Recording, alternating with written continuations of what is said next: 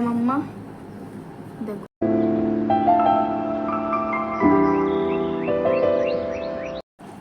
तो guys CBSE की अभी नोटिफिकेशन आई है और हम लोग का रिजल्ट आने वाला है। आज डिक्लेयर हो गया है, मतलब फाइनली। अभी मैं चेक करने वाली हूँ। ये तान्या आ गई है और अब देखते हैं कितना रिजल्ट बनता है।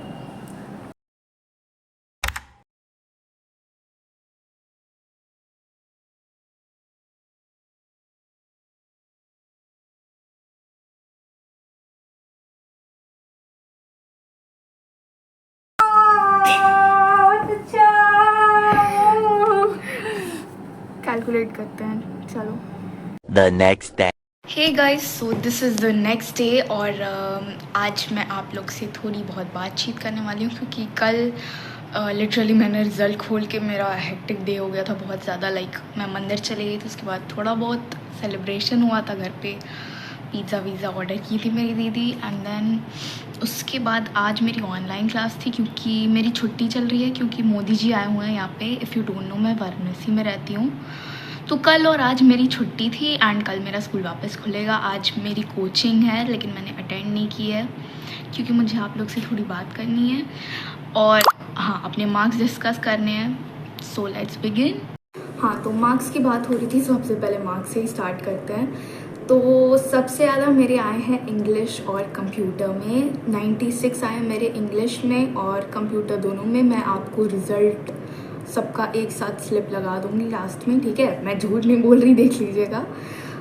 इंग्लिश में 96 हैं, कंप्यूटर में 96 है 100 में से, एंड हिंदी में है मेरे 92 आउट ऑफ 100।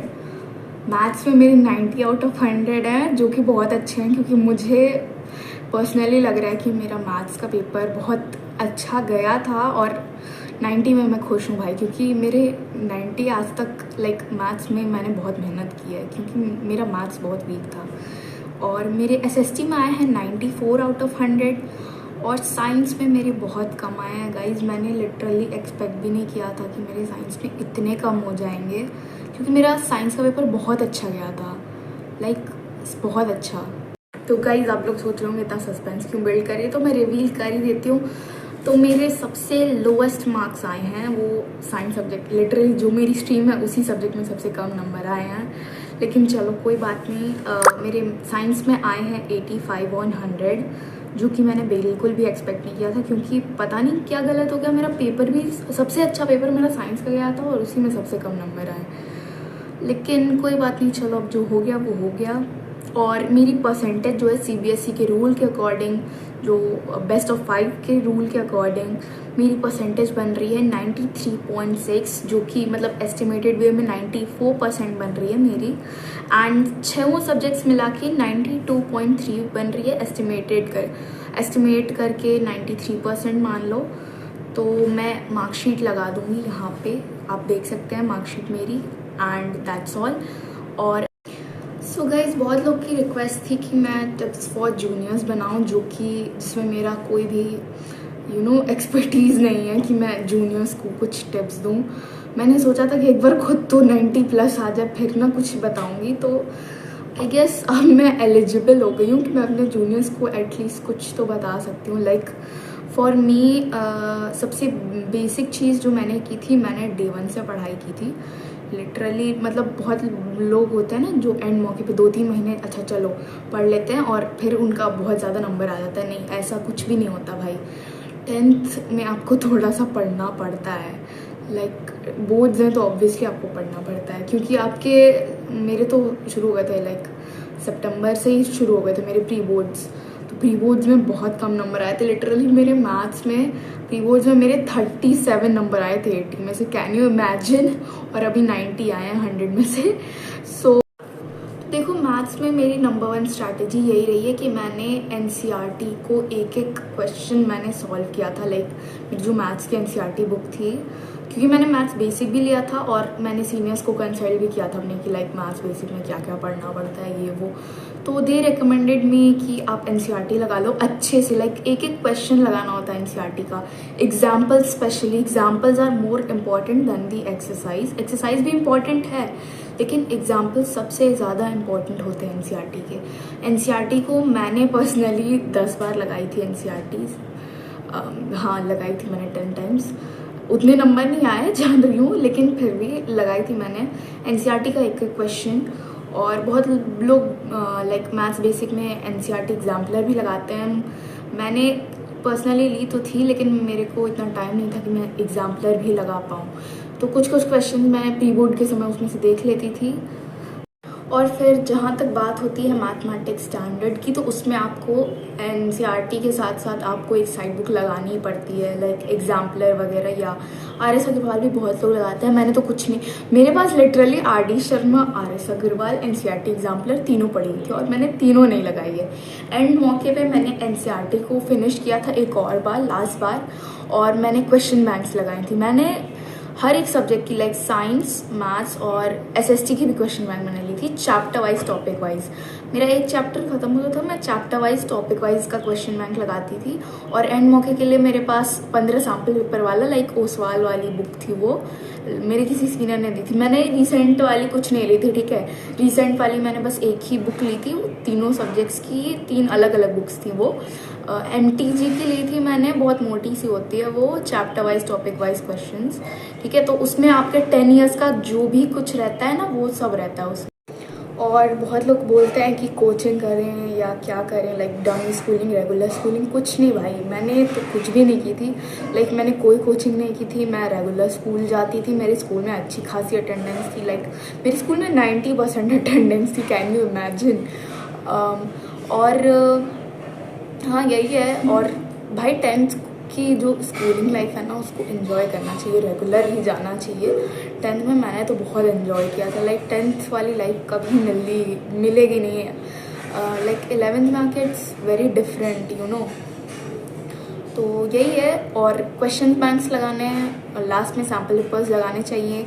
एनसीईआरटी जो साइंस की होती है, उसके जो सबसे ज़्यादा इम्पॉर्टेंट चीज़ होती है, उसमें केमिस्ट्री के रिएक्शन होते हैं जो बॉक्सेस में दिए रहते हैं, उसमें से एक एक क्वेश्चन बन के आता है। तो वो उसके में जो क्वेश्चंस लिखे रहते हैं, उसके साइड में मैंने आंसर लिख दिया था उसका, और मैं हमेशा उसको रिवाइज करती रहती थी। जो एनसीईआरटी की जो एक्टिविटीज़ होती हैं साइंस में स्पेशली, मतलब मैथ्स में तो कोई भी एक्टिविटी कुछ मैटर नहीं करती है। मैथ्स में आपको एग्जाम्पल और एक्सरसाइज ही लगानी होती है, एनसीईआरटी में जो गिवन है। साइंस की भी एनसीईआरटी बहुत इंपॉर्टेंट है। लाइक मैंने अपने नोट्स वगैरह कुछ रिवाइज नहीं किए थे। बहुत लोग के मॉड्यूल्स होते हैं, लोग दिन भर मॉड्यूल्स ही अपने पढ़ते रहते हैं। कुछ नहीं भाई, अपनी एनसीईआरटी पढ़ो लाइन बाय लाइन, उससे कभी कभी लाइन बाय लाइन क्वेश्चन बन जाता है, बहुत बार बनता है भाई। केमिस्ट्री में तो स्पेशली लाइक जो उसका बॉक्स होता है एक्सपेरिमेंट वाला, उसमें बहुत सारे क्वेश्चन रहते हैं। तो मैंने हर एक क्वेश्चन का स्टिकी नोट से आंसर बना दिया था, और मैं लाइन अंडरलाइन भी कर देती थी, अनलेस मेरे को कोई मतलब चैप्टर वाइज अपने क्वेश्चन बैंक में मिलता था कि इसमें से बहुत ज़्यादा क्वेश्चन आता है, मैं उसको अंडरलाइन कर रही थी। और मैंने अपने प्री बोर्ड्स के हिसाब से अपनी एक लिस्ट बनाई थी एनसीईआरटी, मतलब साइंस और मैथ्स के लिए, मेरे टॉप 10 वीकेस्ट टॉपिक्स। और मैं हर एक एग्ज़ाम देने से पहले उसको रिवाइज करती थी, टिक मारती जाती थी, क्योंकि यू नो मेरे बहुत सारे लाइक मैंने दोस्तों को देखा था कि उनके बहुत सारे ज़्यादा वीक टॉपिक्स होते थे, और वो बोलते थे अरे भाई ये रिवाइज करना भूल ही गए। लाइक वो हम लोग प्री बोर्ड में कभी कभी अगल बगल पीछे बैठते थे, बोलते थे भाई ये, या क्वेश्चन पेपर करने के बाद जो आते थे, मैं ये रिवाइज करना भूल गया, मेरे को एकदम नहीं आता था। लाइक मेरे को लास्ट मिनट के लिए मैंने रिविजन के लिए रखा था, और मैं रिवाइज ही करना भूल गई। तो ऐसा तो मैंने बिल्कुल होने नहीं दिया, क्योंकि ऑब्वियसली भाई इतना प्रेशर होता है कि कुछ याद नहीं रहता है कि क्या छोड़ें क्या पढ़ें।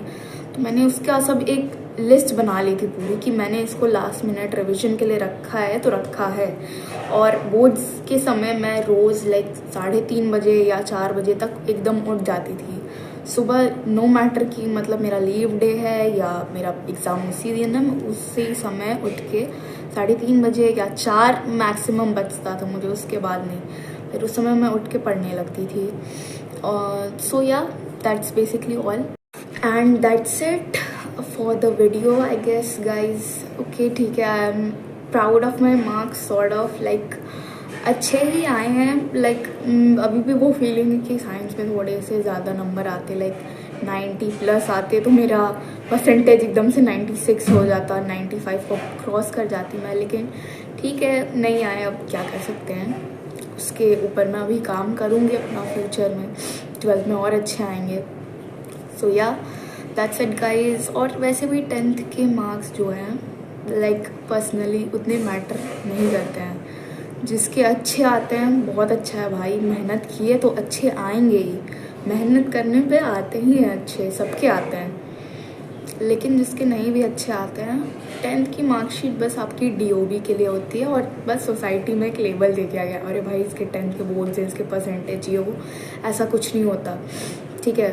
90% at the end of the day guys, trust me it doesn't matter, क्योंकि लाइक मेरे 94 आए, मैं भी उसी सेम क्लास में बैठूंगी, किसी के 80 आए वो भी उसी सेम क्लास में बैठेगी।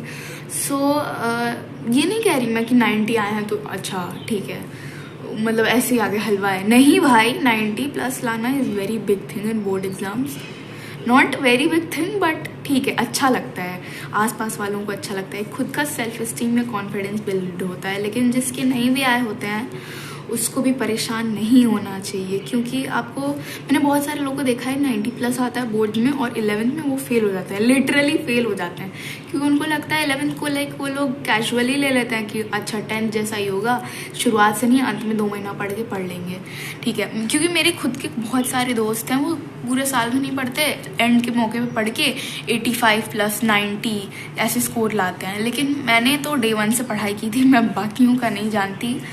So that's it for the video. जिसके 90+ आए उसको कॉन्ग्रेचुलेशंस, 11th पे ध्यान दो, और जिसके नहीं आए कॉन्ग्रेचुलेशंस, तुम पास हो गई या हो गए, और तुम भी 11th पे ध्यान दो, और हम 12th के बोर्ड में भी ऐसे अपने मम्मी पापा का नाम रोशन करेंगे।